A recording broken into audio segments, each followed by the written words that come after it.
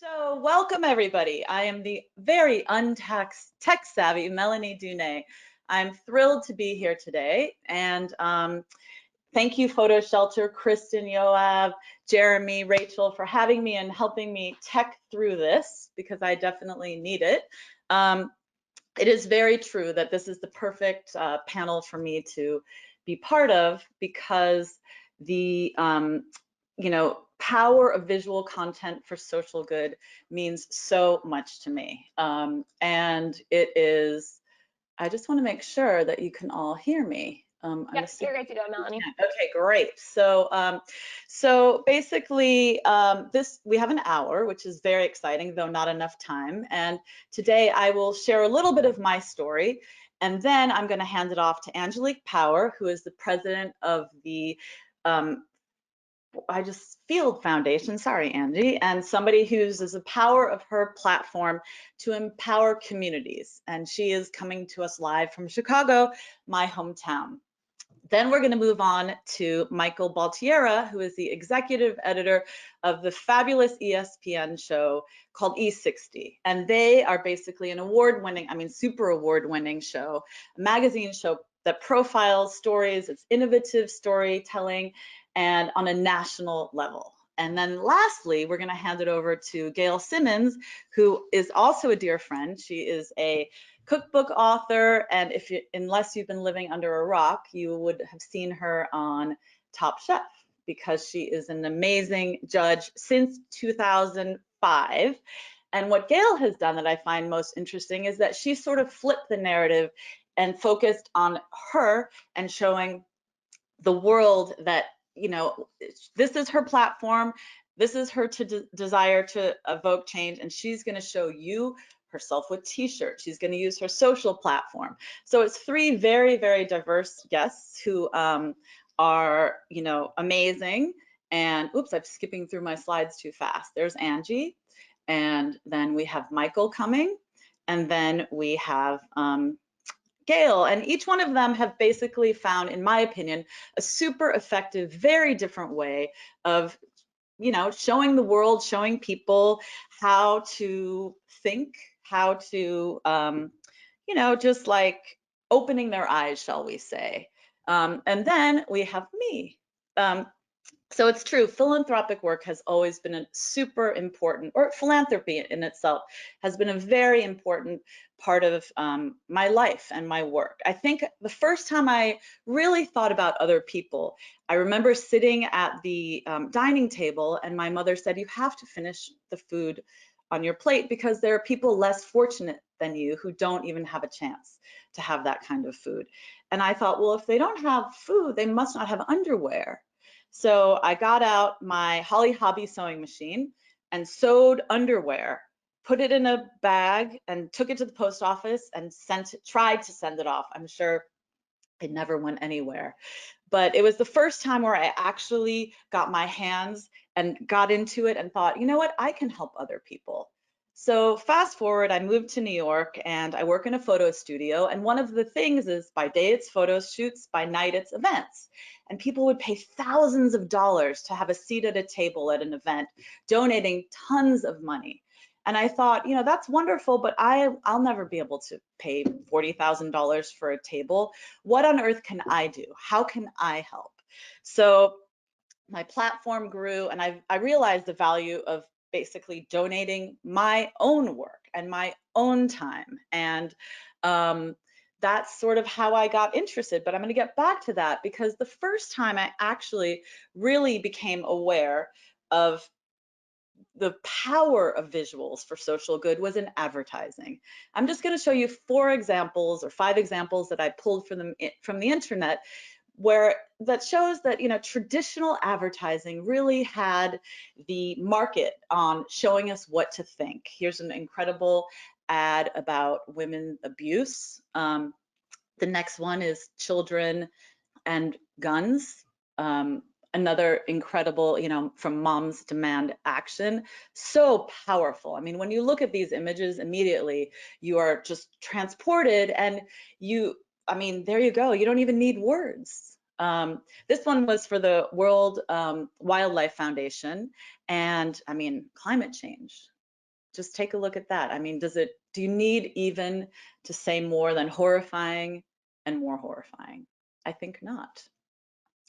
That moves me on to this one. And, Benetton really was the first time that I had become aware of the power. I remember I was on the subway in Paris and I saw a woman of one race on an advertisement breastfeeding a child of another race. And I just thought that was so, so powerful. And I want to read the quote, which I can hardly see even with my glasses. And the head of Benetton, which said, "We did not create our advertisements in order to provoke, but to make people talk and to develop citizen consciousness."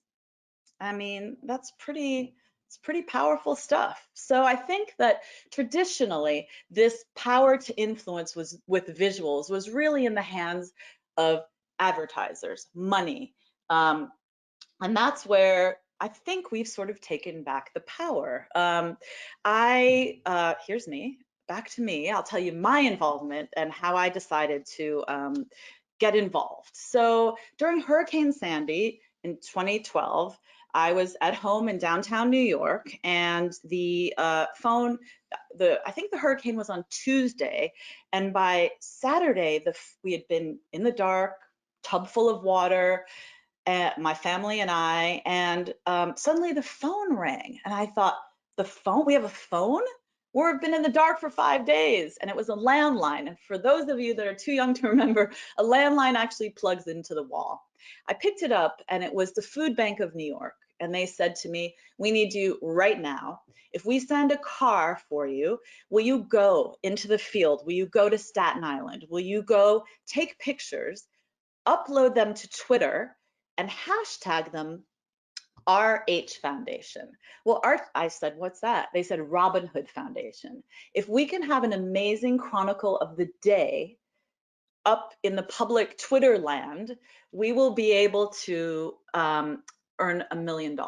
So naturally, I threw on an outfit and went out to Staten Island, went to the missions, tweeted all day, and they got $1 million. And that was my first taste of the power of what I can do just with my camera to give back. So I had another meeting with the people from the food bank, and I said, "Look, how can I help?" And they said, "We're about to be 30 and we need a campaign. Our biggest problem is we don't know how to show the world who we are." So I said, "Well, yeah, your advertising is kind of lame. Why don't I open up my Rolodex? We'll find 30 amazing people. We'll take them out into the field and we'll photograph them. And then you can use those photographs to put on billboards, put on in Times Square, create awareness." So I called my friend Anthony Bourdain. I called the Nomad Hotel. I said, "I need a place, please. I need a place to photograph." I called Tony. I said, "Take your car around to the rooftop, come out here, we're taking pictures." The only brief was the celebrity and New York and positivity. Then we went with the chef Jean-Georges to the roof of you know what, it was the Trump Tower, actually. More on that later. We went to the middle of Times Square. I hope there are no cops on this call, because we went with Jeffrey Zakarian to the middle of Times Square. Lydia Bastianich was brave enough, a chef as well, to weather the complete storm. Actually, if you look closely at this photograph, there are just millions of snowflakes all over it. It was such a pain to retouch. So all of these celebrities, and Michael Stipe as well, ended up in this campaign for the food bank, and it raised $5 million. Yes, $5 million. I mean, what more is how much more, how amazing is that?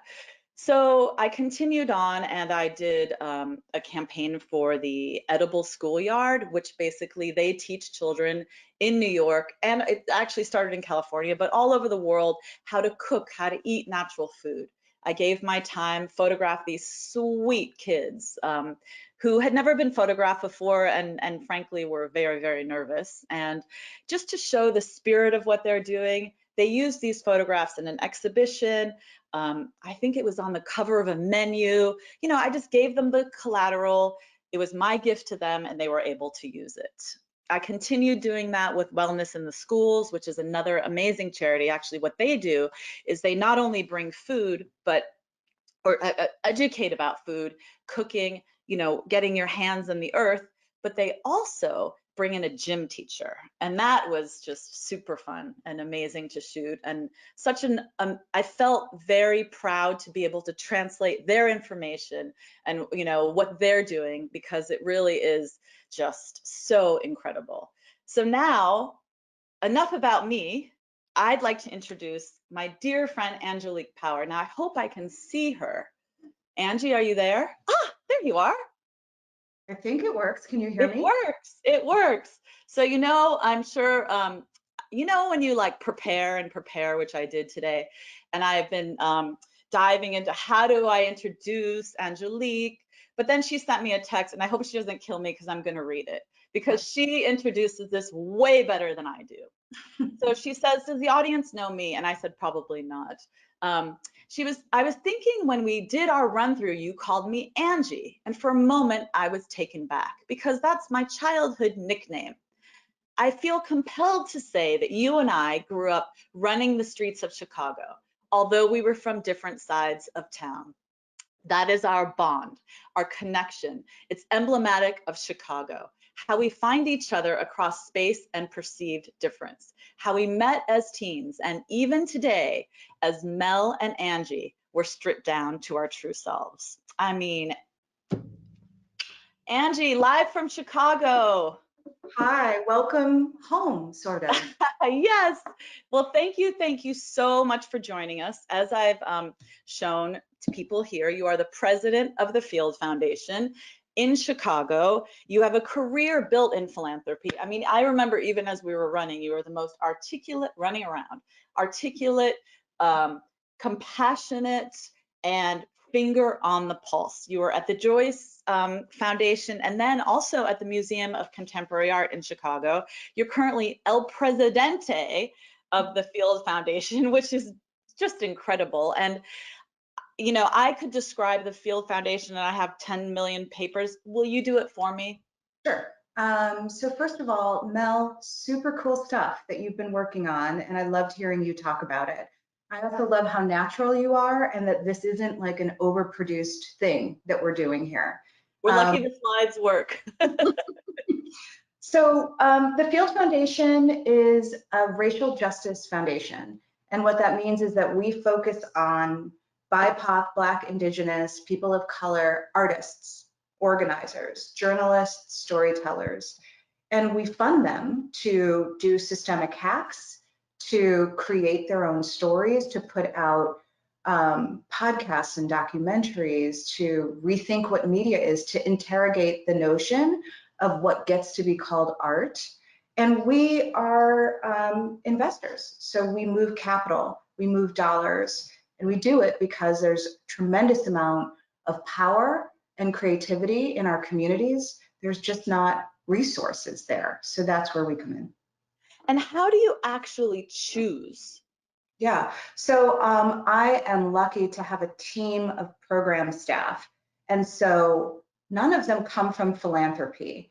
And philanthropy itself, that's a whole other bottle of wine that we'll talk about when we're on a big Zoom. But it's super important to have people who are actually organizers and artists and journalists and storytellers that know how to find people who have never heard of foundations before and invite them to a super easy process to submit their work and their ideas. We try to make it easy. We try to give dollars that are unrestricted and then moonwalk away and let them really do what they need to do because they're the visionaries, we're not.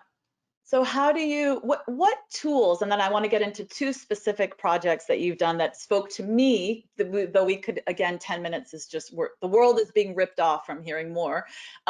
Tell me, which of these tools do you think works best in the visual sense? I know you have monuments, but which one speaks to people? That's such an interesting question because I read somewhere, and this was pre-COVID, pre-pandemic, but that on average, we're bombarded with about 5,000 images a day. Wow. And so I think the question of which ones do you rise to meet is a very personal question. So for some of us, it is voices in our head. We listen to books as we walk, we listen to podcasts. Most people aren't getting their news from newspapers anymore. They're seeing it from social media. And so a portion of our job is to fund all the ways that we can tell stories and make sure that we have all of the storytellers that we need to have the best understanding of this moment equipped to tell their story. And then I think it's really important to do photography, to have exhibitions, to have plays, to have web series, to have newspaper articles, to find people where they are, and to be a part of this sort of consciousness changing that's happening in the world right now. That's what I think is so incredible about what you do, is that you do it in so many different spheres, and so, you know, big and small. I would love to talk about this movie that you guys, if I can get my thing to work, this movie that I have two great examples. I picked out two examples of your work. So will you tell us about Yes. Unapologetic, please? Yes. This is something that I love. And I want to invite people to go to our website, www.fieldfoundation.org, and to look at our grantees, because this, as you said, there are a few that we can talk about, but there are so many that are important. Unapologetic is a documentary that came out this summer by Ashley O'Shea. And it's the story that started years ago in Chicago that helps to explain this moment of uprisings and protests. And it really documents the movement for Black lives in Chicago through the story of two Black women that helped to lead it. And their stories are not monolithic, they are different. The reaction is visceral to their triumphs and their struggles, moving from the streets to actually change policy, to interact with the Chicago Police Board, of the now mayor of Chicago, who is a big part of this documentary. But I think that's on one layer, that's the story, Mel. There's a meta story, which is Ashley O'Shea is a Black woman who shot this documentary. She's a first-time documentary maker. It's produced by these other fierce Black women in Chicago, Yvonne Welbon, Morgan Elise Johnson, who runs the Tribe. And so it's this group of women, this cohort, that help to get the story that we never see. We don't center Black women in storytelling, not only just in front of the camera, but behind the camera. Unapologetic is that story too. I mean, and the thing is that started in 2015. So again, these aren't things that you're bandwagons you're jumping on. These are stories that are bubbling, that need to be told so desperately. One other thing that I love that you said, there are two other things that I'm just going to have to run over. I'm sorry, PhotoShelter, because I really want to talk about you saying telling me about how you are funding media, different forms of media. Yeah. For example, Tribe is what I'm really getting to here. Yes. So we are in a moment where journalism is under attack. And, right? And in some ways, fake news isn't new for communities of color. Communities of color, we've often felt that the story wasn't a full story, that when journalists show up in our neighborhood, they don't look like us, and they aren't going to represent us well in front of the camera. And so Field has a media and storytelling program. The media is about supporting legacy media. In every town and city across the nation where people are watching, you have Black newspapers, you have Latinx newspapers, you have so many things that you can support. But it's also supporting new media like the Tribe. This is a Black millennial digital outlet that combines storytelling elements, because Morgan Elise, who is one of the founders of the Tribe, is also a documentary producer. But it also produces stories that are crowdsourced from readers. An example is that there was a house party that happened in Chicago during COVID. The white mainstream media started telling stories about these Black youth in Chicago who were disregarding the mask mandate. And the Tribe got in there, found the people who actually threw the house party and asked them about it. And it was a funeral for someone who had passed away. And so the story was really about other issues that are happening in Chicago, but also the distrust that many in Chicago and in communities of color have for government and for messaging. That is a much bigger, meatier story than this sort of shaming two-dimensional story that often gets told about us. Well, that's where you said to me initially, proper storytelling will lead to change, lead to change in policy and That's right. capital. And that is, such a bigger realm of thinking than being so reactive. I have one last question, but only because we weren't given enough time. And that is, we're in COVID. I hope you're doing okay. Have your priorities changed? Have you shifted, not personally, because we would need 10 hours, but has the Field Foundation made any sort of change? Yeah, I think two of the big changes we've made is to understand that people that are working on policy and unlocking equity are also working on mutual aid. They're also taking care of their neighbors. They're also taking care of their parents. And so that we're in a moment of realizing that everyone is traumatized. Yeah. And so mental health and care has to be baked into everything that we do. We're also at Field looking at our investments in a way that we've been working up to, but the behind the scenes, not the public grant making, but every dollar we give, where are we giving it and how are we maximizing our impact there? It's tremendous. If you are not following Angie, she is at Gigi Pow Pow. The Field Foundation is www.fieldfoundation.com. And I want to leave you on this tremendous note to show you how forward-thinking Angie actually is, because she had the je ne sais quoi to be Kamala Harris for Halloween years ago. Oh, I'm blushing. So I want to say, who wore it better? And I'm the only one that gets to vote. You did. So Maya Rudolph, no. Thank you so much. I know this is just every minute is a Zoom. Time takes so much, but I am so proud of what you're doing to share it and keep up the good work. Thank you, Anne. Keep up the good work. Thanks, Mel. Talk to you. Thank you so much. Big kiss. Next, we have Michael Baltierra coming. I feel like there he is. Hi, Michael. Hello. From Connecticut, live from Connecticut. So let me introduce you, because you didn't send me a text like Angie did. So, and we don't call each other Mel and Mikey. So Michael is a 13-year, correct me if my numbers are wrong, please, Michael. For 13 years, you have been the executive editor of ESPN's basically long form journalism show called E60. That's right. Correct? Correct. So E60 basically shows us the world through the lens of sports. And what I think is so interesting about that is that you are affecting policy and change on a national level. That's the goal in our small way, yeah. So before we go any further, I want to congratulate you, because I believe you guys won another Emmy this week. Is that correct? Yes, thank you.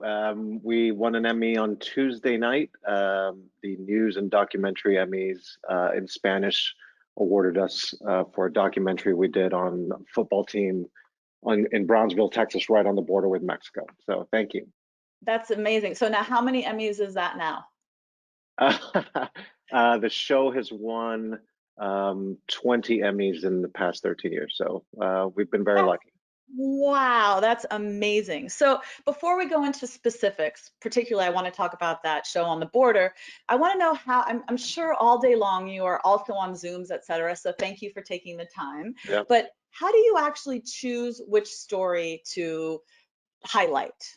Yeah, it's I think that's both the hardest but the most satisfying part of the job is people always say, where do you come up with your ideas? And our staff is amazing, but we get ideas from all over the place. And it's one of those things where if I had a formula, I'd be a millionaire. But we just know when we see it. Part of it is, does it involve an issue that we're passionate about, something that's relevant and important going on? And then combine that with, does it have the characters that are going to humanize that issue and make you passionate about their struggle and their story? So if you get those two things together, then the rest is easy. Then the rest we can do with our eyes closed. It's finding that combination of an important topic with people who are living it and who are passionate about it. So I noticed watching E60 that sometimes there's a light event, like there was a frog jumping contest. Yeah. We do it all. We try to. So it's a news magazine. So usually about an hour. We try to not give you only very hard to swallow topics like immigration, but also mix it up with some fun things. So you will also find frog jumping competitions, bat dogs, competitions about cheese rolling, you name it. Just again, we're trying to use sports as a lens to the world. So that means you're going to laugh, you're going to cry, you're going to get mad, you're going to learn something about somebody that you thought you knew, or see them in a completely different way. So it's a little bit of everything. That's so interesting. So you're sort of like, look at the frogs, and then you're like, wear helmets in football. Yeah, absolutely. And the goal is, and it was before I was at ESPN, I spent 13 years at ABC News, which was completely different, and I never imagined I'd end up at ESPN. But I've found that we get to do a lot more of the interesting stories that I was passionate about at ESPN in a way, because people don't suspect it. People don't suspect that a sports channel or ESPN will be doing those types of stories. So we kind of sneak up on the audience, but also sneak up on a lot of governments and people who wouldn't usually invite quote unquote traditional journalists into the room, because they say, oh, it's a sports network, they're just going to do something casual and fun. So we get to do a lot of that. That's amazing. It's so interesting. Again, we don't have enough time, so I want to dive into one story that has just literally won a bajillion awards. I've heard from so many people how powerful it was. It was called Southmost Football and Life on the Border. Will you tell us a little bit about that story? Absolutely, and that's a perfect example of a story. About 3 years ago, we'd been looking for, immigration and life on the border was a huge topic, obviously, and still is. We thought, how can we tell a story that will explain on a human level what's going on the border, beyond the policy, beyond the issues, beyond the politicians? And we assigned a producer to look into it, and it took him a long time, and he kept throwing ideas out, and he finally found a high school in Brownsville, Texas, where the vast majority of the population is Hispanic. And he went down several times, and he finally found members of the football team, 3 members of the football team that each encapsulated a different part of the story. One had been born in the US from parents who had come across the border. He was American, spent his whole life in America. Another whose family was split between Mexico and the US. So he travels back and forth between Mexico and the US. His family's not allowed to come into the US. And another whose family had come across without papers. And so through these 3 teenage boys, we told the story of what immigration actually means and who they are. And we were lucky enough to get Jorge Ramos from Univision to work with us. And as Angelique was saying, you need people who your subjects recognize and know will listen to you. At the same time that we're trying to do this story, there was another major news network trying to do the exact same story. And they came in, and our producer said, I watched them come in. They told the school and the players, here's what we want, here's what we need. And the school said, no, it's not going to, we don't want to do that. You're not listening to us. Our producer talked to them, went back several times, said, listen, we're going to do what we're going to listen. We're going to present this in a way. And by the way, Jorge Ramos of Univision. And as soon as we said Jorge Ramos of Univision, their guard was down, and they knew immediately that if anybody's going to tell their story the right way and know their perspective, it was going to be Jorge Ramos. We said it doesn't have to be in English. If you're more comfortable speaking in Spanish, you can speak in Spanish. We're going to go to Mexico to visit your families and tell their part of the story. We're going to talk to everybody, not just from the U.S. perspective, but also from the Mexican perspective. So immediately, it was a completely different feeling, and they opened it up to us in a way that we didn't even expect. And again, having Jorge Ramos there, it was a completely different experience. And for those who don't know who Jorge Ramos is, I believe he's the Walter Cronkite of. That's right. Yeah. He would completely say he's not, but he is, and I've been lucky enough to work with him on several projects. He is without a doubt one of the, not just Spanish speaking, but without a doubt one of the top journalists in the US and in Latin America right now. Absolutely fearless, absolutely a pioneer. Came to America because he was thrown out of Mexico for being a journalist in his early 20s because he wanted to report things that the Mexican government didn't want, and has continued that crusade of just wanting to tell the truth. And he is, as powerful as he is, he sat down with these football players who are in their teens and treated them as if they were presidents of nations, and they felt that, and they shared everything with him. That is amazing. And did ESPN end up playing a football game of those kids on national TV? So what happens, and what happens, and again, What happened from showing this amazing story? Yeah, part of the power of ESPN is it reaches every corner of not just the US, of the globe. So when we do our stories, we tend to see immediate feedback and immediate change. These kids immediately were getting calls, and some of them from colleges that were offering them Wow. scholarships and chances and opportunities. Immigration lawyers reached out to some of the families who were having issues. So in a small way was helping them. The game, which there was a rivalry game between this high school and another high school in Brownsville. ESPN aired that game. So there was a lot more attention put on this town and the issue of immigration just through football, just by people who wanted to watch football. It's amazing. And that was, again, it was presented to an audience who usually wouldn't be thinking about these issues in this way. And it also reminds us so much of the power of television, which is just absolutely. And I think there's a lot that television is not good at, but the power of television is the emotion, and in the same way that images are powerful. When you see something, in television, some of the more powerful moments are when nobody's telling you anything, you're just watching their face. And we always strive to get those moments in interviews when people are thinking or listening to the question, because you can tell so much from their look, their eyes, how they respond, and that's when you tell these human stories, that's what we want people to do. Is like, okay, there are people behind all these issues, whether it's social justice, immigration, you name it, they're real people here. Yes, that's so true. This is the wall that Jorge is standing in front of, isn't it? Yeah. I always think it's important for people to realize what the wall actually looks like. Absolutely. And what's amazing about this shot is two things that are amazing. We pulled over on the side of the road to shoot it. And as we were filming, cars would stop. That's our crew. Cars would stop because people would recognize Jorge. So it only took us about 10 minutes of filming, but we were there for about an hour and a half because people kept interrupting, pulling their vans over. Families would spill out of the car and want to take pictures with him.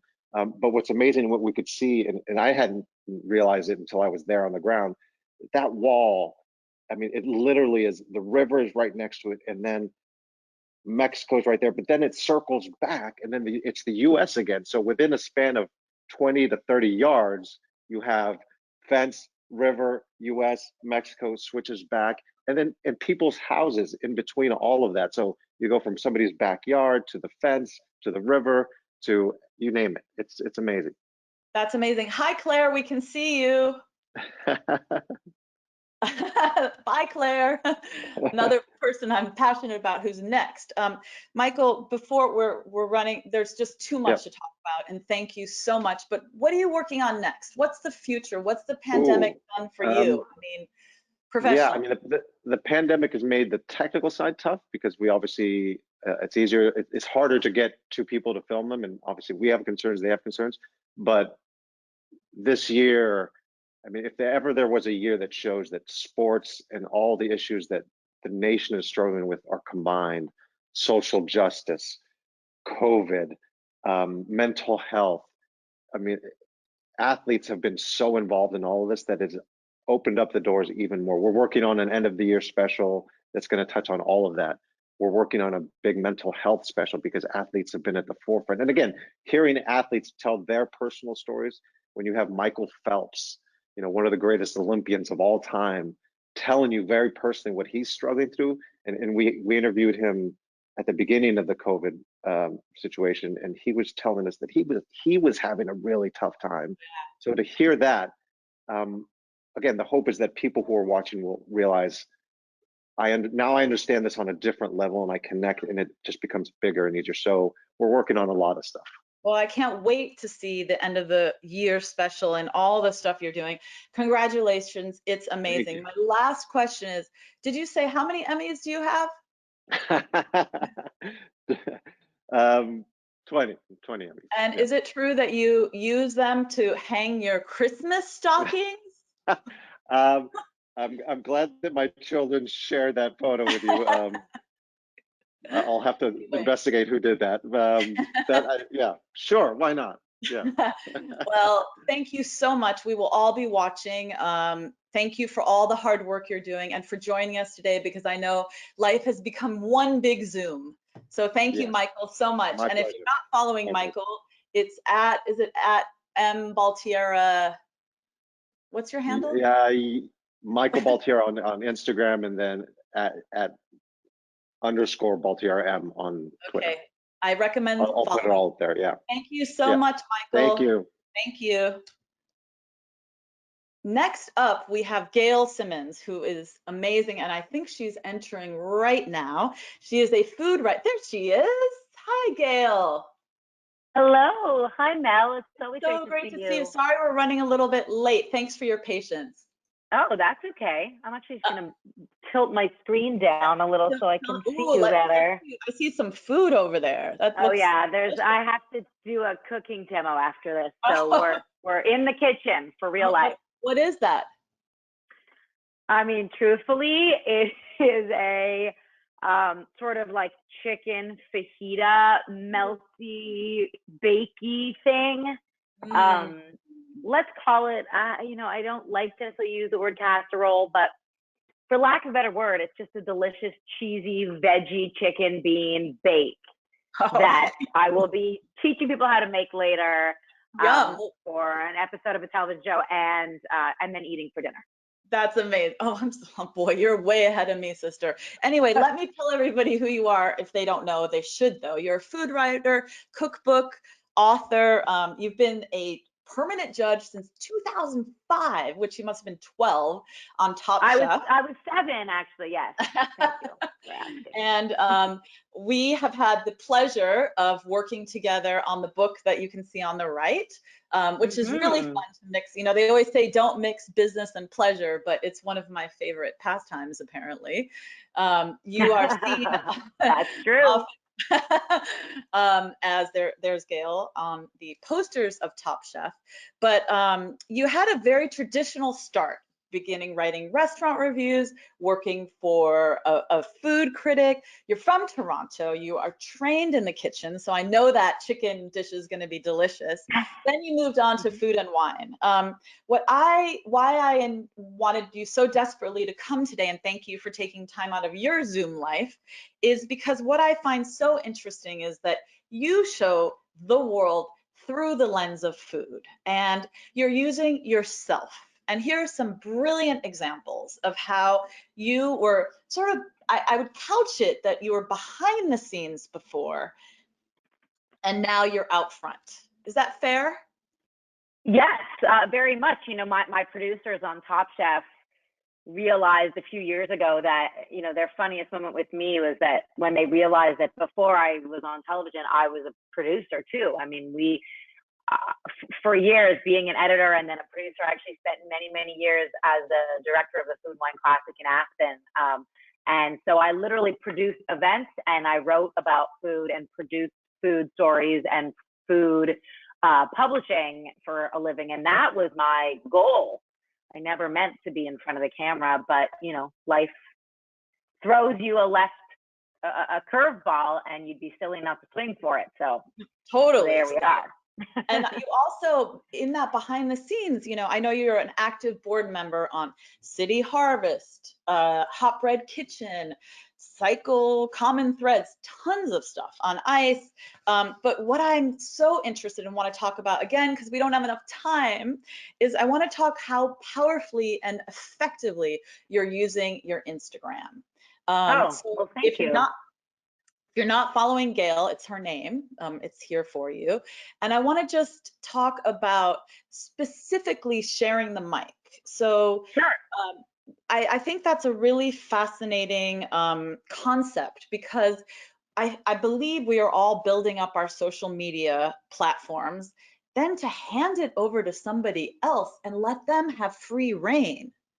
Wow. Can you tell me a little bit about that? Sure. This year has taught us all so much, and we are all constantly learning. And I certainly, in my world, in the food industry, in the entertainment industry, I've been aware and working towards equity, and I've been very aware of the inequities of my specific industries for a long time. I mean, as a woman, but then also in my privilege as a white woman. For a long time. But the restaurant industry, the food and beverage industry, is notoriously male dominated for many reasons, and it is not a straightforward black and white issue, and I mean that literally and figuratively. But certainly it is male dominated. It is the positions of leadership and power in the restaurant industry have for so many years been dominated by white men, certainly at the heads of restaurants, and given the opportunities, to own and to run empires. And so I'm getting this weird feedback now for some reason, but anyway, I think it's going away. So, I realized several months ago, or I was able to formulate several months ago, how important it is that everyone is spending so much time at home, so much time on their social feeds. And if you are able to take a step back and look at your social feed and really analyze all of the people you're following, there's so often when I've done that, and it has occurred to me that my social feed is dominated by people who are in that same box as I am. And so I took a long time this spring to change how my feed looked, and to really sort of dig deep and find how many brilliant, not only brilliant women, but brilliant Black women and women of color in our industry are doing such innovative things, and are, often working twice as hard for not the same results as so many others. And so it was around that time that I saw that there were many women in the entertainment industry doing a very purposeful share the mic, that kind of first female white celebrity, and share the mic that was done. I think it was in early June, and so I decided, well, why don't I do that? I mean, everyone can do that. Why wouldn't I share it with share my platform? Because not only would it expose women of color in my industry who are, trying to be business owners, trying to be founders, trying to start their own thing. Maybe they have a cookbook coming out, or maybe they have a story to tell, or a foundation they're trying to get off the ground, or a restaurant they're trying to open. Expose them to investors and promotion and people who are interested in what they're doing, and then also help all of my followers expand their feeds and change what their feeds look like, and hopefully give them, just exposure to really fascinating, brilliant women. So I've done several of them. I actually started with my assistant, Brooke, who is a really wonderful young woman, and who, this is some of the kind of quotes from a book that she shared from Soulfire Farm, which is a Black Indigenous person of color founded sustainable farm.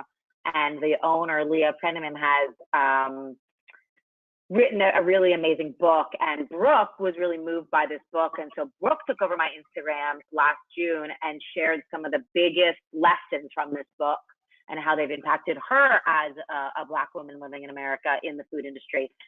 And then there have been, I've decided to do it as regularly as I can. And I've done some in groups, kind of keep sharing the mic, always focus on food and beverage with other women in food and beverage.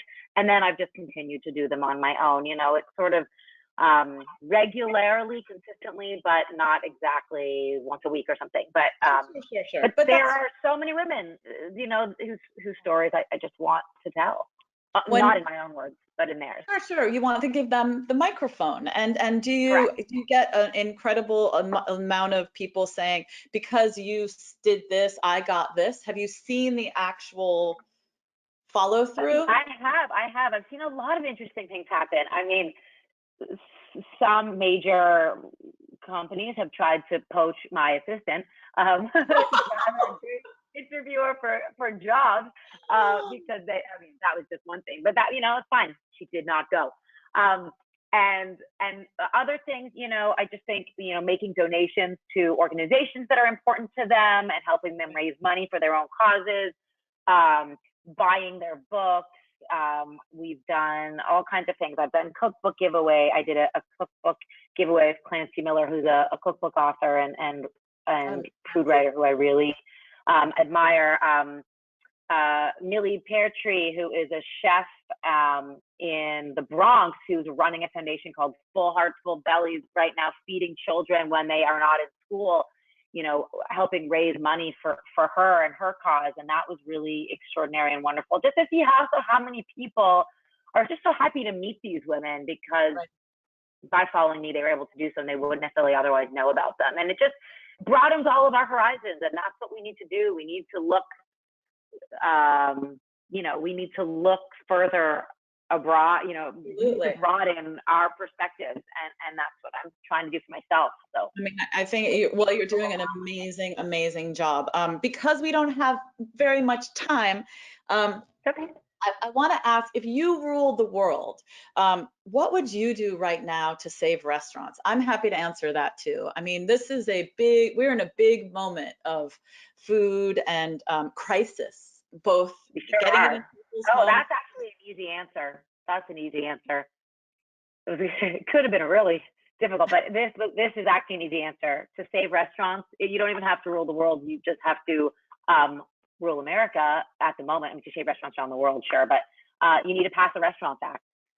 There is a $120 billion act in Congress, with the Senate right now, and we need it to pass. And when I say we, I am not a restaurateur, but I am a restaurant industry champion and cheerleader. And what they need is a major stimulus act. It is on the table right now. It is called the Restaurants Act, and you can help save everyone, even though we don't rule the world, can help by going to saverestaurants.com and having your voice heard, signing the petitions, sending letters to your local government to let them know that you want to support the Restaurant Act. And what it is it's a $120 billion stimulus act that will give restaurants the ability to stay around, pay their rent, sustain their employees and their purveyors, and keep their costs paid for and their debt in check, so that when we are out of this, be it 4 months or 6 months from now, when we can see the other side a little more clearly, there will be restaurants in existence to go to. Because without this act, there simply won't be. And there are 11 million people working in the restaurant industry in America, probably 20 million people in total who touch the restaurant industry, whether that's farmers or fishermen or florists or dry cleaners whose livelihood is at stake because the restaurant industry, gives them their paycheck. And so we are talking about an industry that has been on the verge of collapse. And if we don't pass the Restaurant Act, there's very little else that we can do. Takeout, while wonderful, and I encourage everyone to take out from restaurants as much as they can, it will not save this industry. No, we need government level. So if I ruled the world, that's what I would do. Well, that's amazing. And so if everybody missed that, it's save, what is it? What's the www? I think it's saverestaurants.com. Saverestaurants.com. Gail is at Gail Simmons. And because we are Gail Simmons Eats on Instagram. Oh, Gail Simmons on Instagram. Before I wrap it up, I just want to say I did not know about my dear friend Gail, who we had dinner on Friday night, that her favorite color is purple. And also, so is mine. And I want to, on a final note, show that sometimes we do dress up and go out. We did anyway. We did. But one of my biggest moments of gratitude, besides your wonderful friendship, is you can see me right there in pink on Top Chef. Yes. Unfortunately, that's about all you see of me. But thanks to Gail, I was able to get my hair and makeup done that day.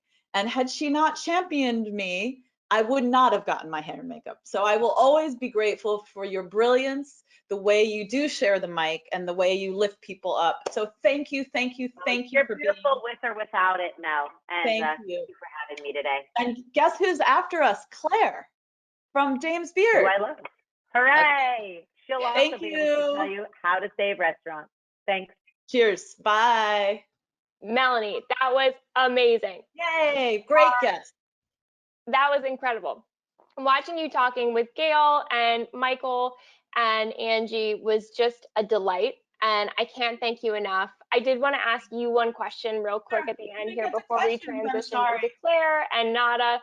We love how passionate you are about using visual content for social good. If you had one piece of advice to the people who are listening today about how to use their platforms to do good in the world, what would your piece of advice be? Well, I mean, it's so hard right now, but I think you have to show what's in front of you, what's true to you. You know, during the pandemic, I don't have photo shoots right now. I have hardly any work, but I get out on the streets and I take pictures and I show them and I share them. So obviously everybody in this fabulous audience is a visual person or cares about visual. Don't be scared. Don't analyze it. Just go and do it.